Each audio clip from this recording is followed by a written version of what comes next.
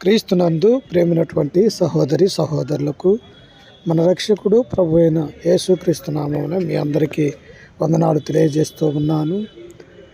నిన్నటి రోజున అనగా ఆదివారమున దేవుని యొక్క సన్నిధిలో క్రీస్తు యొక్క సంఘములో మన చర్చికి వచ్చినటువంటి ప్రతి ఒక్కరికి కూడా దేవుని కృప ద్వారా వారికి చీరలు డిస్ట్రిబ్యూషన్ చేయటం జరిగినది. ఇదంతా దేవుని కృప.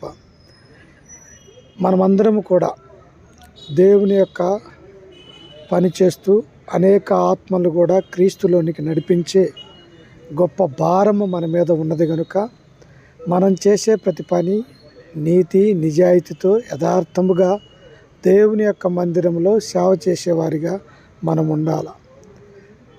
అలాగే యేసుక్రీస్తు కూడా అనేక విషయాలలో మనకు మాదిరి ఉంచిపోయినారు.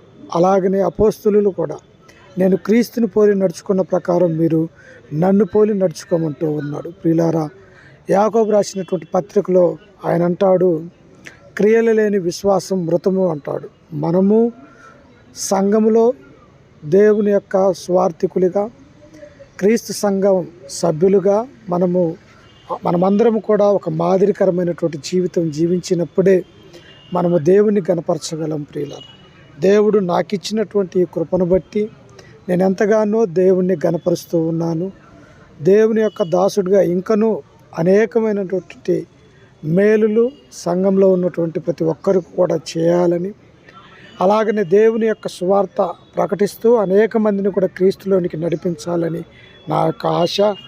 నా కొరకు, నా పరిచర్య కొరకు, అలాగనే మా కుటుంబం కొరకు, సంఘము ఎదుగుదల కొరకు మీరందరూ కూడా ప్రార్థన చేయవలసిందిగా మిమ్మల్ని కోరుచూ ఉన్నాను.